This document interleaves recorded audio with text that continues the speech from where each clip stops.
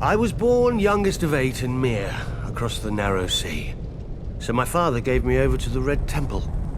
In their wisdom, they decided to make me a priest instead of a warrior or a temple prostitute like other children. It was not the path I would have chosen. Sure, I prayed the prayers and I spoke the spells, but I also led raids on the kitchens. And from time to time, they found girls in my bed. Such wicked girls. I never knew how they got there. Then again, I did have a gift for tongues. And when I gazed into the flames, well, from time to time I saw things. Even so, I was more bother than I was worth. When the High Priest foresaw Robert's ascension, he sent me to turn the Storm Lord to the Lord of Light. When Robert seized his crown, we'd take all of Westeros from the Seven in a single stroke. Perhaps they thought Robert would listen to a kindred spirit, or perhaps celibacy had addled the High Priest's brain. I didn't know, and didn't care. I was free. I did my duty as I saw it, drinking and whoring and waving my sword around. The only gods Robert cared about anyway. Years passed, Robert became king, I became a joke. We both became fat.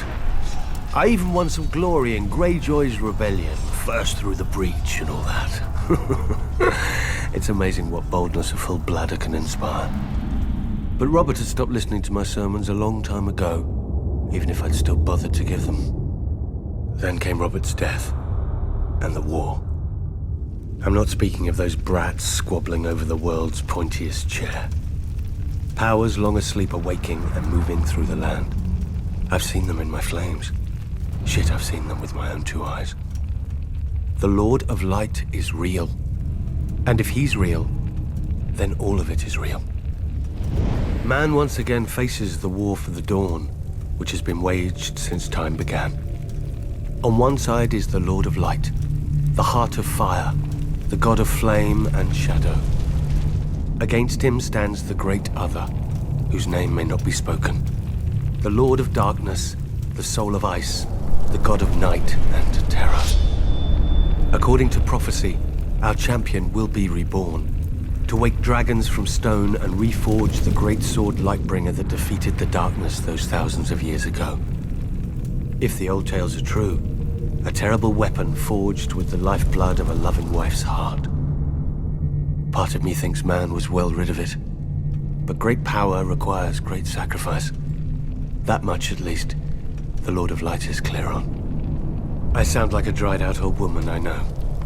But as our former hand liked to say, winter is coming. When the cold winds rise, all men, no matter their faith or lack of it, huddle beside my night fires. And I pray the prayers, and speak the spells, and beseech the Lord of Light to bring back the dawn. So far, so good.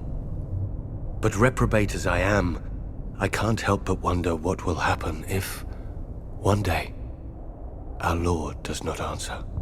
Imagine a night that goes on forever, so dark and full of terrors. I think I need another drink.